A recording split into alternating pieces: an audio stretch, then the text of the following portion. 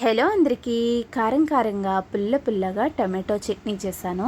ఇడ్లీలోకి, దోశలోకి, రైస్లోకి కూడా చాలా బాగుంటుంది. చేయడం కూడా సింపుల్. ముందుగా స్టవ్ వెలిగించుకుని కడాయి పెట్టుకుని ఆయిల్ వేడెక్కాక మెంతులు, ధనియాలు, జీలకర్ర, ఎండుమిర్చి అలాగే పచ్చిమిర్చి కూడా వేసుకుని ఫ్రై చేసి ఇవన్నీ పక్కా తీసేసుకుందాం. మిక్సీ గిన్నెలో తీసేసుకుందాం. తర్వాత ఇదే ఆయిల్లో కట్ చేసుకున్న టమాటోస్, కొంచెం చింతపండు వేసి మూత పెట్టి టమాటోస్ మగ్గ పెట్టుకుందాం.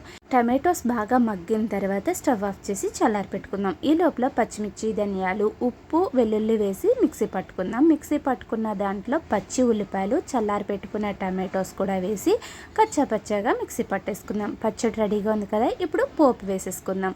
కొద్దిగా ఆయిల్ వేసుకుని వేడెక్కాక జీలకర్ర, ఆవాలు, శనగపప్పు, ఎండుమిర్చి, కరివేపాకు వేసి పోపు బాగా ఫ్రై అయ్యాక మిక్సీ పట్టుకున్న పచ్చడి వేసి బాగా మిక్స్ చేసేసుకుని ఇంకా స్టవ్ ఆఫ్ చేసుకుందాం. చట్నీ రెడీ అయిపోయింది కదా. ఇప్పుడు నేనైతే ఈరోజు మిక్స్డ్ వెజిటేబుల్ ఇడ్లీ వేస్తున్నాను. క్యారెట్, క్యాబేజ్, బీన్స్, రుచికి సరిపడగా ఉప్పు, ఇడ్లీ పిండి వేసుకుని బాగా మిక్స్ చేసేసుకుని ఇడ్లీ పిండితో ఇడ్లీ వేసుకోవచ్చు, అలాగే అట్లు కూడా వేసుకోవచ్చు.